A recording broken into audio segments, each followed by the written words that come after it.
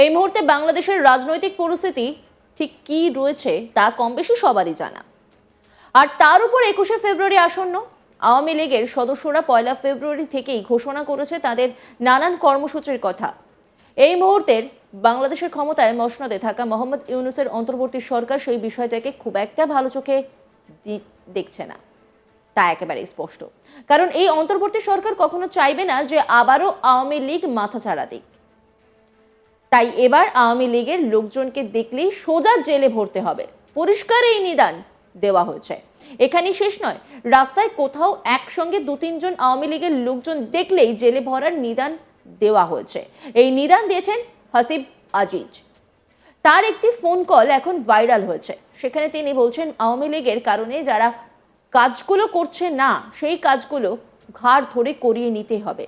Citizens forum এবং বৈষম্য বিরোধী আন্দোলনের লোকজনকে ফ্যাসিস্ট বিরোধী আন্দোলনে সামিল করতে হবে। একটা মহল্লা কমিটি গঠন করতে হবে। ওনারা আমাদের থেকে বেশি খবর রাখেন।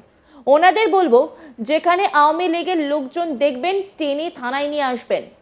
যেখানেই দেখবেন এরা প্ল্যাকার্ড পোস্টার বানাচ্ছে, সঙ্গে সঙ্গে তাদের আটক করতে হবে, থানায় ভরতে হবে তাদের।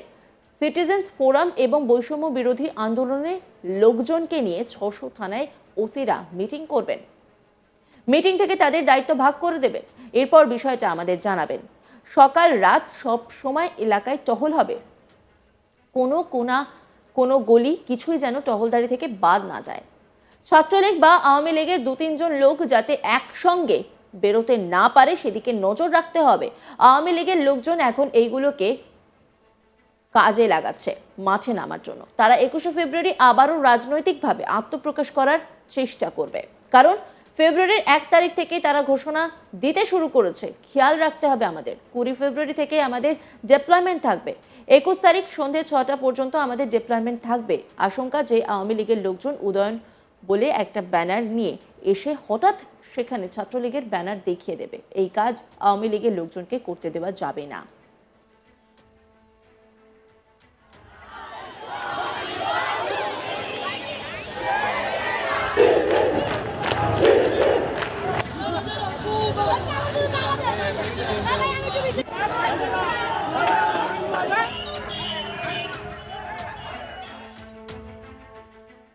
হাসিব আজিজ তিনি কি বলেছেন শোনাবো আপনাদের।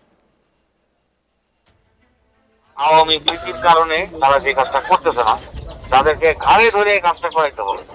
সেটা হলো, এবং তারা যদি না করে তাদেরকে আমরা এটা হলো এই সিটিজেন্স ফোরাম এবং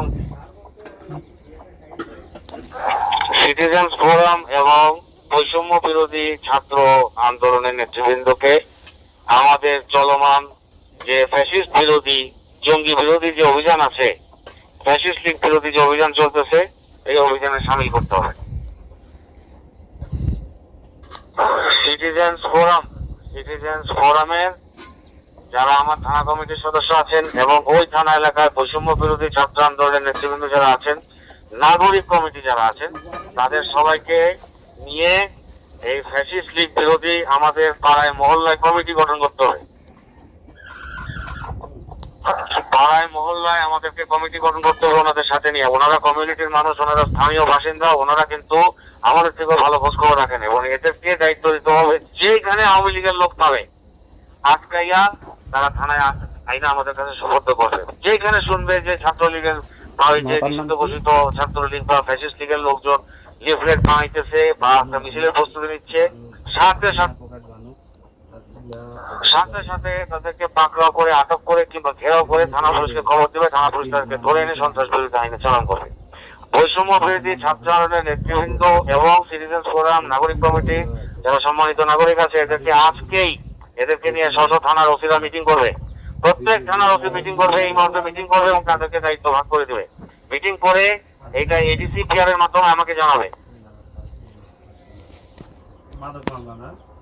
রাত এবং সকাল পর্যন্ত এলাকায় টহল হবে, পাহারা হবে, যাতে করে কোনো একটা গলিতে পর্যন্ত কোনাকাঞ্চি ঘুচির ভিতরে যাতে কোনোভাবে 2-3 জন ছাত্রলীগের লোক, আওয়ামী লীগের লোক যাতে একসাথে বেরোতে না পারে।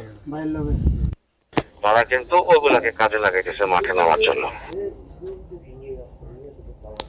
একইভাবে তারা 21শে ফেব্রুয়ারিকে কেন্দ্র করে তারা রাজনৈতিক পরিসরে আবার আত্মপ্রকাশ করার একটা চেষ্টা করতে পারে, যে চেষ্টাটা অব্যাহত আছে, এটা ঘোষণা দিয়ে অব্যাহত রেখেছে।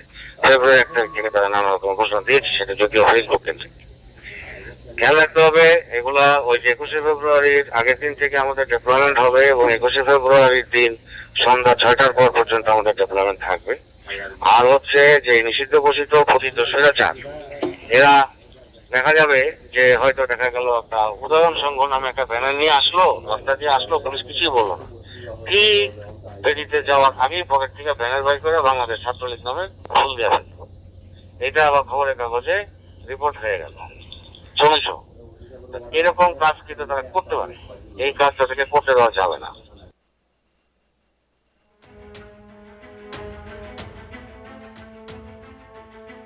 এই ফোন কল শুনে একটা বিষয় স্পষ্ট, যে আওয়ামী লীগের অ্যাক্টিভিটিতে রীতিমতো ভয় পাচ্ছে এই অন্তর্বর্তী সরকার।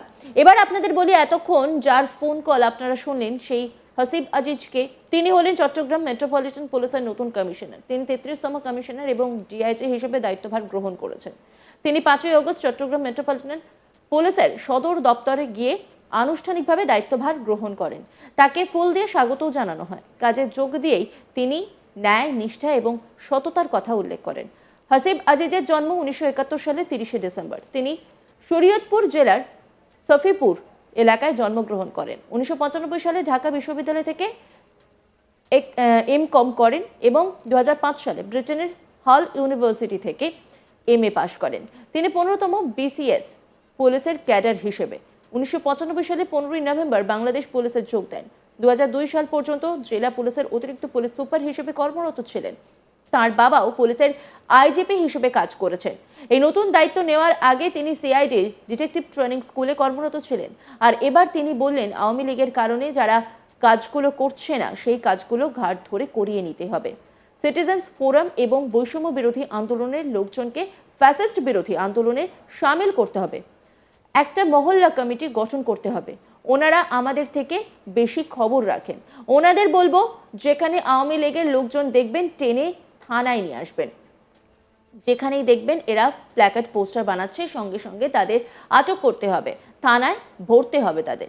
সিটিজেন্স ফোরাম এবং বৈষম্য বিরোধী আন্দোলনের লোকজনকে নিয়ে 600 থানায় ওসিরা মিটিং করবেন।